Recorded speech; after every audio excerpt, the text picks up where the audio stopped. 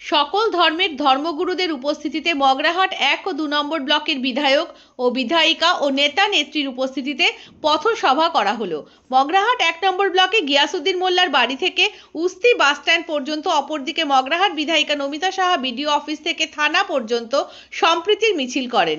একদিকে কেন্দ্রের বিজেপি সরকার ধর্মকে সামনে রেখে বাবরি মসজিদ ও রাম মন্দিরকে ইস্যু করে দেশের মধ্যে একটা অস্থিরতা সৃষ্টি করে, তারই মাঝে কেন্দ্রীয় সরকারের পূর্ব ঘোষিত অনুযায়ী আজ 22শে জানুয়ারি রাম মন্দির উদ্বোধন হয়। আর সেই রাম মন্দির উদ্বোধন ঘিরে দেশের মধ্যে কোনো ধর্মের মধ্যে কোনো হিংসা, হানাহানি ও সাম্প্রদায়িক সম্প্রীতি নষ্ট না হয়, সেই জন্য এদিন বিকালে রাজ্যের মুখ্যমন্ত্রী মমতা বন্দ্যোপাধ্যায়ের আহ্বানে মগরাহাট পশ্চিম বিধানসভার বিধায়ক গিয়াসউদ্দিন মোল্লার ব্যবস্থাপনায় বিধায়কের বাড়ি থেকে উস্তি বাস স্ট্যান্ড পর্যন্ত এক সম্প্রীতির মিছিল অনুষ্ঠিত হয়। পাশাপাশি মগরাহাট 2 নম্বর ব্লকে সেলিম লস্কর ও নমিতা সাহার ব্যবস্থাপনায় মগরাহাট বিডিও থেকে থানা বিশাল পথসভার আয়োজন করা হয়। দেখুন সেই ছবি গ্লোব আই টিভির পর্দায়।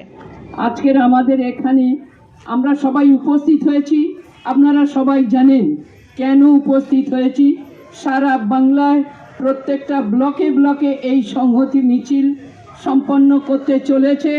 আমাদের নেত্রী, যিনি গণতন্ত্রের অতন্ত্র প্রহরী, বাংলার অগ্নিকন্যা মমতা ব্যানার্জি, তিনিও আজকের এই সংহতি মিছিলে পাকসার কাছ থেকে তিনি হাজরা এবং বালিগঞ্জে উপস্থিত হয়েছেন। কেন হয়েছেন আপনারা জানেন।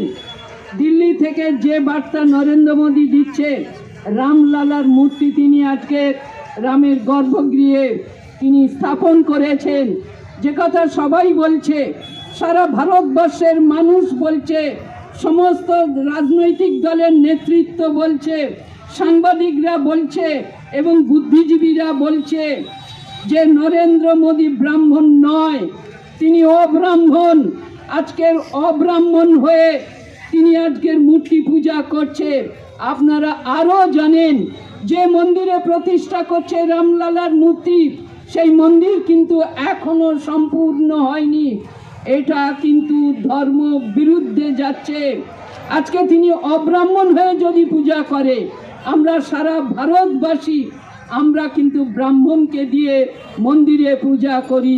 এটা সর্বজন বিদিত। কারণ যে কোনো পুজো আসছে, আপনারা দেখবেন সামনে সরস্বতী পুজো আসছে, এই সরস্বতী পুজোয় কিন্তু ব্রাহ্মণ নিয়ে টানাটানি হয়, ব্রাহ্মণ না হলে পূজা করতে পারবে না বলে। তাহলে যে কোনো মানুষ আজকে ধর্ম বা পূজার কোনো রীতিনীতি থাকবে না। এটা যদি বলে হিন্দু ধর্মকে অপমান করা হচ্ছে। ভারতবর্ষের সংবিধান আছে, যে সংবিধানে উল্লেখ আছে যে এই ভারতবর্ষ স্বাধীন হয়েছিল সমস্ত সম্প্রদায়ের মানুষকে নিয়ে। হিন্দু অংশগ্রহণ করেছিল, স্বাধীনতার বেদিমূলে রক্ত দিয়েছিল, মুসলিম রক্ত দিয়েছিল, খ্রিস্টান রক্ত দিয়েছিল, বৌদ্ধ রক্ত দিয়েছিল, জৈন রক্ত দিয়েছিল, শিখ ইসাই সবাই রক্ত দিয়েছিল।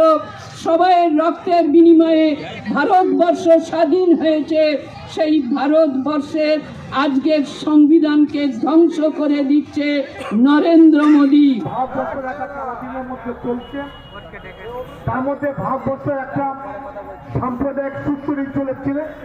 আজকে 22 তারিখে আমরা পশ্চিমবাংলার সাম্প্রদায়িক রক্ষার জন্য সম্প্রীতি মিছিল, যা আছে আমাদের খ্রিস্টান আছে, ব্রাহ্মণ আছে, মুসলিম আছে, সব সম্প্রদায়ের ধর্মগুরু নিয়ে আগে মিছিল আমরা করেছি।